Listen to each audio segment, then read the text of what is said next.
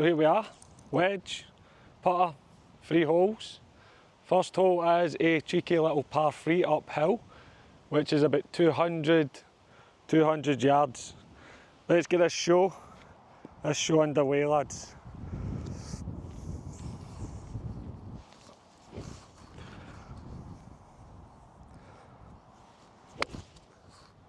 It's okay, it's nice. Just before the bunker, happy days. Let's go, Rambo son. Let's go, wee man. Bring wee Rambo son with us. So that was a nice wee hit to kick us off today, kick the episode off. And today I'm going to take you back to where it all began for me. I was born into this world, a pure authentic soul. October 1987 in Glasgow, a little place called Rouken Glen Maternity. And that's where the journey, my life journey started. And growing up, round about that area, Cambuslang for the first few years, I had vivid memories before my mum moved up to Hamilton, where I spent most of my childhood. I think everybody growing up in the west of Scotland, for me it's tough love, innit? It's a tough love upbringing. There isn't the arm round the shoulder mentality. And how I like to describe like childhood, my childhood, you get the good, the bad and the ugly, don't you? The good is your escapisms, getting out in the street with your mates, playing football. That's what we used to do, play football in the streets, cause mischief. Get the jumpers down as goals, use the lamp post, the locker. That was my passion. That's what I did 24/7. Get kicked out of the house at 8 in the morning and told not to come back in. And life has changed massively, innit? Massively changed, man. Get the old wedge out. Just because of this, innit? Technology. I'm thankful, like, I had a childhood where it was like the tough love. Get out, don't stay in the house. You always remember you used to get grounded. You done something fucking bad, man. You get grounded and you think it was the worst thing ever. You thought your life was going to fucking end because your mum's telling you to stay in the house. I don't think you can actually get kids out of the house these days unless you actually force them out, innit? Laptops, iPhones, you name it, man. It's a different world. And talking about that, there used to be PCs, didn't it? PC, the big fucking monitors and that. One of the games, the childhood games I used to love playing was Champ Manager. I can always remember, I had a Champ Manager addiction with my mate. Was staying with him one night. I think we stayed up till like fucking 5, 6 in the morning and his electricity went out. And back then, it was up in Hamilton, you had power cards. We had to get and wake his mum up at 5 in the morning to get a power card to put the fucking the power on in the house to get the PC back on, because we fucking ripped the arse out the old Champ Manager. So that was like my early years upbringing. It was football, kicked out. There wasn't any of this arm on the shoulder, tough love. It was just mischief, running about on your bike, getting up the woods, 2-man hunt, up the burn. It felt free. When I think back to childhood then, it felt like freedom. So Rambo, come on son, out the way. Here, come on, sis. Come on, out the way. Need to get Rambo. He's causing me. Don't want to shank it and scalp you, son. Right, let's get this up.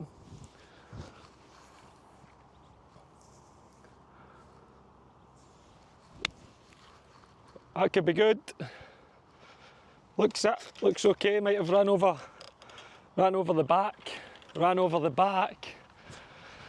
Yeah.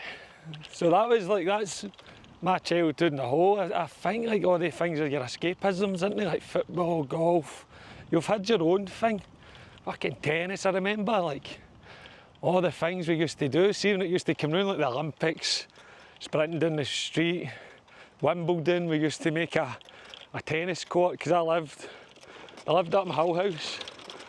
in a wee place called Dykehead Square, and it was a wee square bit. We used to make the wee square into, into a tennis court, simulating Wimbledon. Madness, man, the nostalgia you get back for it. When the World Championship snooker was on, we used to get the pool table and play snooker. Same, World Cup, Euros, have the TVs in the garden, everybody would be in, watching the football. Yeah, it gives me real nostalgia, so it does, the childhood aspect of it. I think the biggest thing for me, looking back at my life, is half of the stuff that I used to do as a child, I still do it now. Maybe except football. Golf is the new football. But all the stuff that I used to do as a kid, I'd do as an adult now. In terms of getting out in nature, playing golf, getting up to a wee bit of mischief. I think that's what's missing as men. We get caught up in this being strong, this culture of get a job, how much money can we make, women, kids, family. And we forget about all the things that gave us an escape. All the childhood things that you could just go and immerse yourself in and not give a fuck and just be carefree. And the biggest thing for me over the course of my journey in coaching is helping people through their childhoods, the trauma of childhoods, and getting back to the things that they love doing then. And it's a big part of the process, a big part of the healing journey.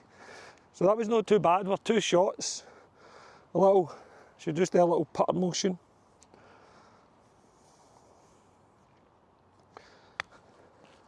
It's all right, that looks good. Sit in.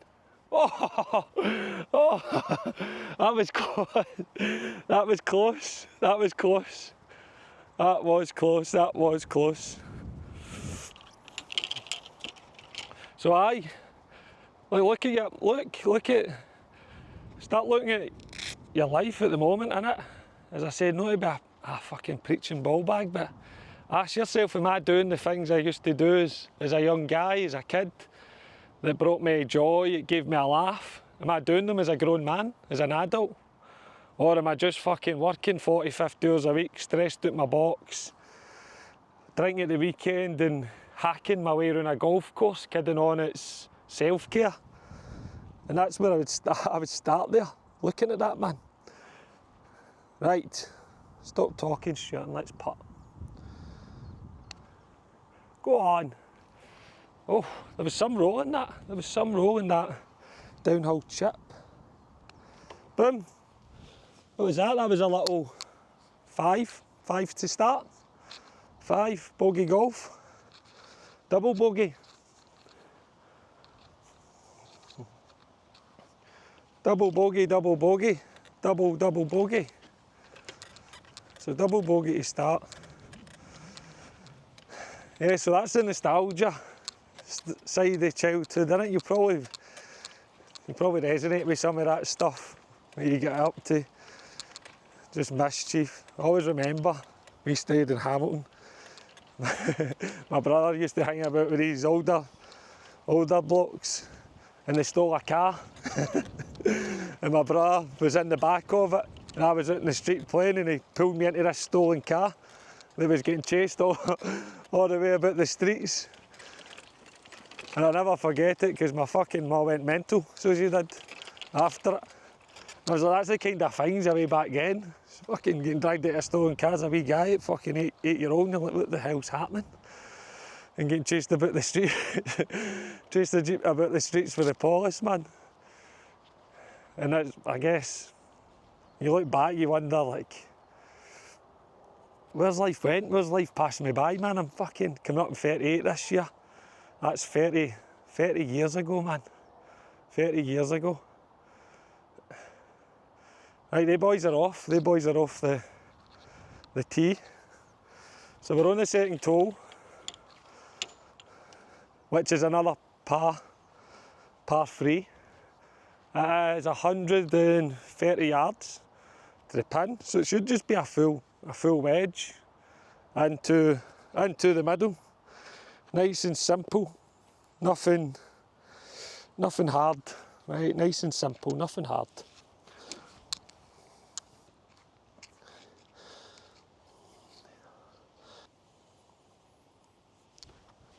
Oh, finned it, it's got to run at the back.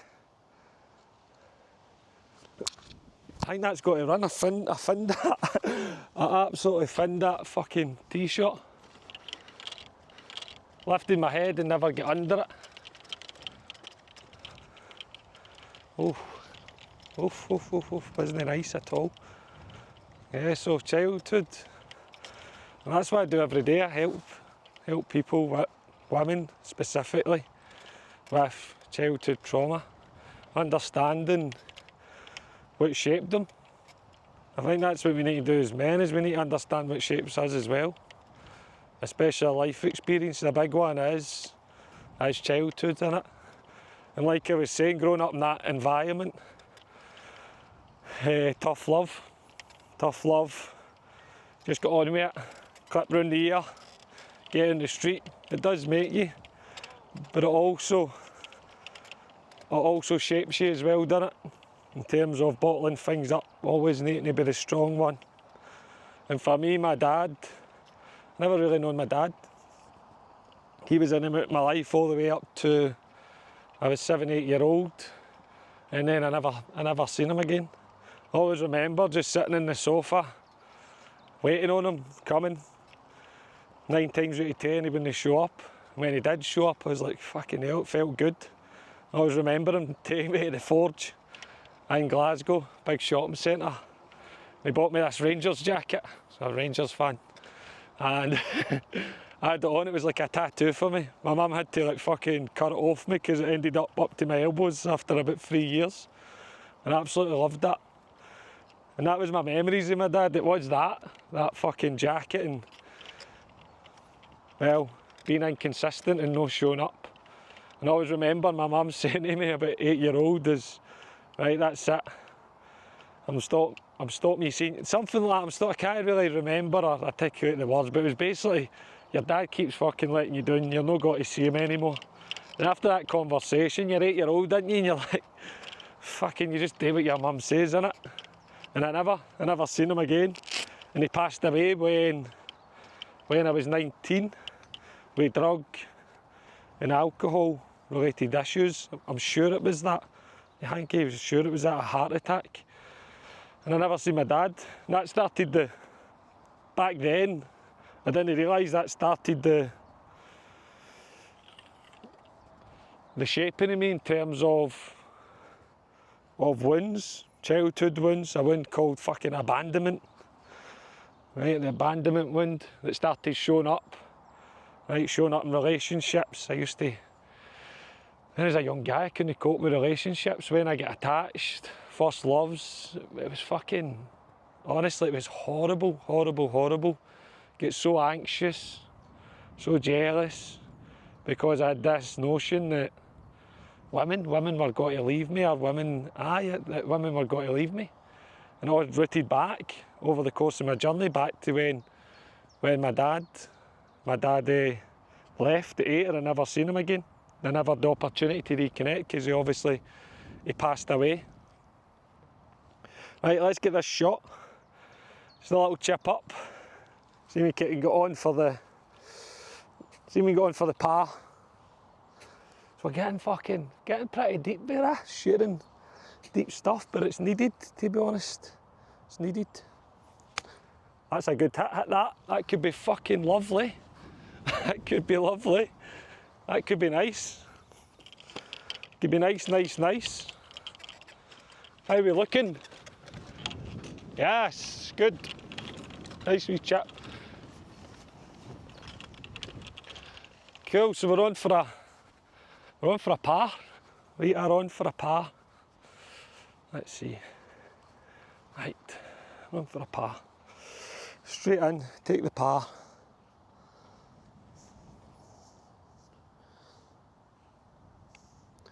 Fuck off, putting's shocking. Let's get the bogey then. Take your time. Oh, you dick. Double bogey. Fuck me. Started with 2 double bogeys. 4 over, 2 holes played. Oh, I think it was because we were going deep there. Deep with the chats about childhood and understanding what had shaped me.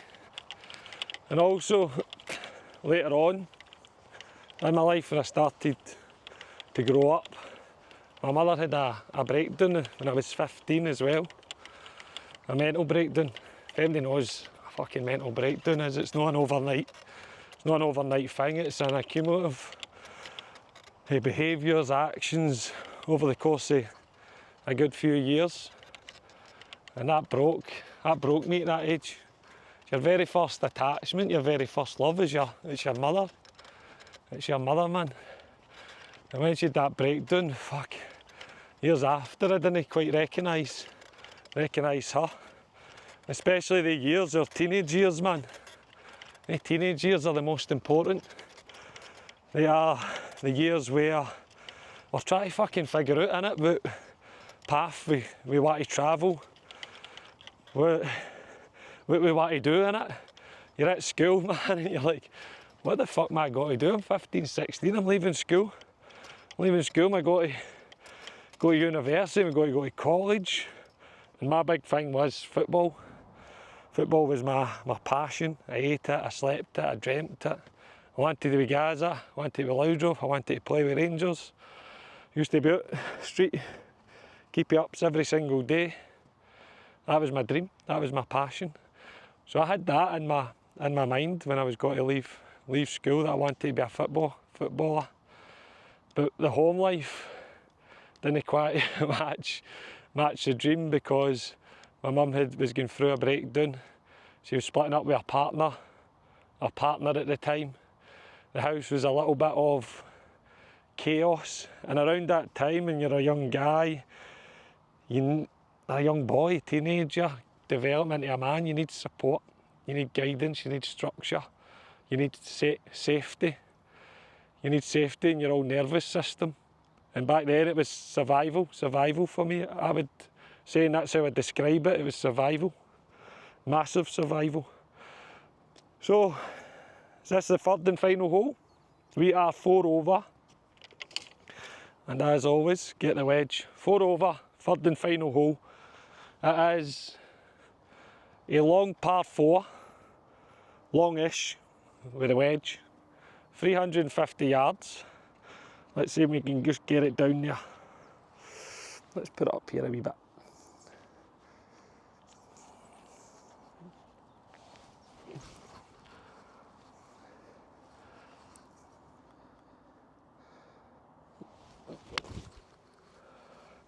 Yeah, nice hit. Down the middle. Looks good. Maybe about 120, 130 yards with the old wedge. Right down the middle. So yeah, back then at that time, as a young man, young teenager, house, all over the place, the foundations all over the place, all over the fucking camp. It wasn't easy at all. And in amongst all this, as I said, my dream was to be a football player. I was doing well, played with a team growing up called Blantyre Colts. Roberto behind the camera there, one of my mates. He'll come on at one point. But we grew up playing football. And it was, back then, it was fucking mayhem, just young guys running about the street, playing football. It was a passion, that was your dream, man, that was your ticket. That was your escape route, man, for the working class streets of fucking Glasgow, South Lanarkshire, Hamilton, Blantyre, whatever it may be. And as I said, it was my dream. And that dream was coming to fruition, I would say, fucking, when I get picked up with Raith Rovers, which is just a first division team. But it gives you a platform, doesn't it? A platform to get into the professional game as a young guy, get a YTS. And I got a YTS with Raith Rovers. My dream was starting to take shape externally. Internally, it was a complete different matter, because, well, I started going down the wrong path in terms of addiction, gambling addiction. And that started when I was a young guy in school. playing a game called Chippy. You might know, I've heard of it, or you might call it something different from wherever you're from. Right, and Chippy was just getting coins, 10 pences, 50 pences. You all be at school and you'd just be throwing the 10 pences and 50 pences at the wall. Closest to the wall, you would just get up, pick the money up, and it's gambling in it. It was my first introduction into gambling and getting that buzz. Was playing Chippy at lunchtime, playtime, throwing the 10p's at the wall and collecting the money. It was the start of the adrenaline for me, I would say. Start of the escapism. A start of a big fucking massive addiction that tore my soul out for the best part of 16 years, 14 I started, all the way up to I was 30. So let's play this shot. Same again, little wedge. I think we'll just play it safe. I'm sure there's a burn down there, right, about 130 yards, so let's just try and play it safe. I'm not going to try and play the World Cup shot. Let's just play it down there. Just play it down there, nice and safe, just before the burn. Hopefully it doesn't run too much. Hopefully it doesn't get in the burn and run. The burn and run. Aye, so, in amongst all the chaos of my childhood, growing up, right, Glasgow, then Hamilton, I started to pick up this gambling addiction, which all started through playing Chippy, as we called it, right, at school. And then it would, I say escalate, but maybe harmless, putting like football bets on, football cuttings. My stepdad, he'd put them on. My best mate, his brothers, they would put them on. They would put them on for us, we'd watch the teams coming in. And if they didn't put them on for us, then I knew the addiction was starting to take hold, because I'd be doing it at the Willie Hills and Hull House Road, standing outside it with my cutting rope out, asking the old guys to get in and put the fucking bets on, man. And that's where it started. Chippy, football bets, and I was starting to get the buzz for it, get the grip. It was starting to grip me, take hold of me. And it's something I'll talk about. I'll get in depth into a gambling addiction, a real gambling addiction, and what it did to me, where it took me especially. Because any of you lads who are going through addiction, whether it's fucking gambling, alcohol, a big one, and in it, cocaine, they all come hand in hand, especially our age, innit? Our age. So it did go in the fucking, it did go in the bun. It's down there. Look, in the water. Oh, on the fucking water, man. Come on, you wee bastard. Right. There we are. We need to take a drop. It did like a fucking old man, it did the absolute opposite of what I wanted it to do. It fucking did get in the burn. Where are you going? Rambo, where are you going? Rambo's in the water. Right. This looks like a straightforward wedge. Straightforward wedge into the green. 100 yards. Let's do it.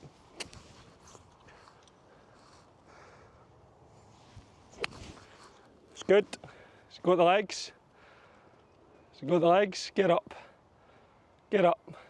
Yeah, it's got the legs. Edge. Just shy of the green. Get Rambo. Rambo down in the water. He's down in the water. Ain't you, son?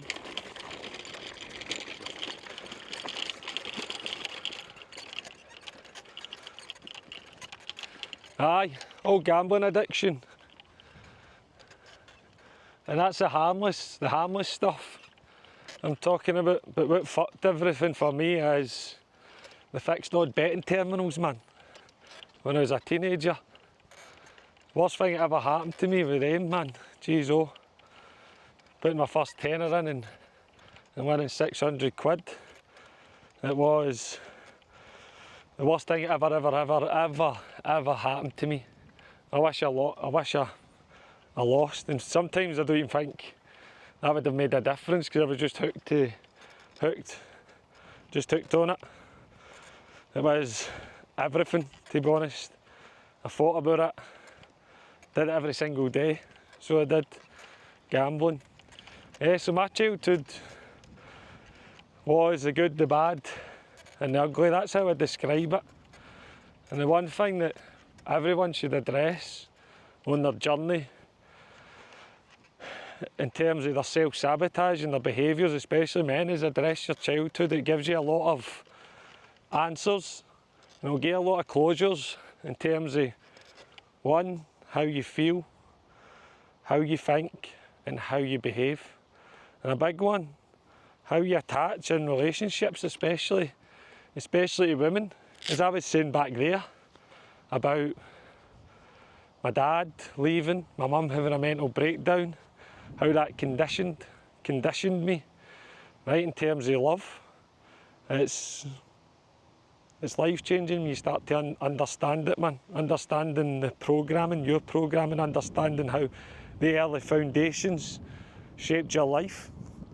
So let's go. I should really putt this, shouldn't I? I'm going to putt it. I'm going to make life easier for myself. You can see I have got my full set out here. I've got a set of G410 irons and I've got a G425 max driver in here. But they might come out at one point.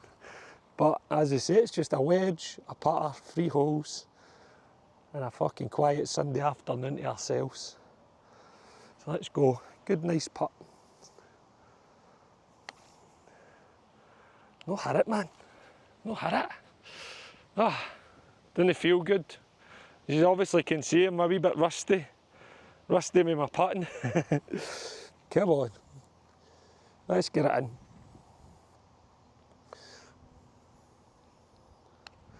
Get in. Boom. Happy days. Happy days.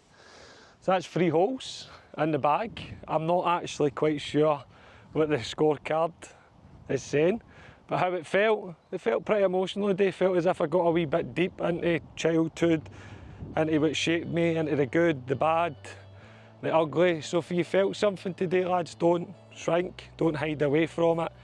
Face it. And if you do want to start scratching that surface, just go to the description in the bio, get yourself the 5-day golf reset, and that will start the process for you. And of course, don't forget to comment, like, subscribe.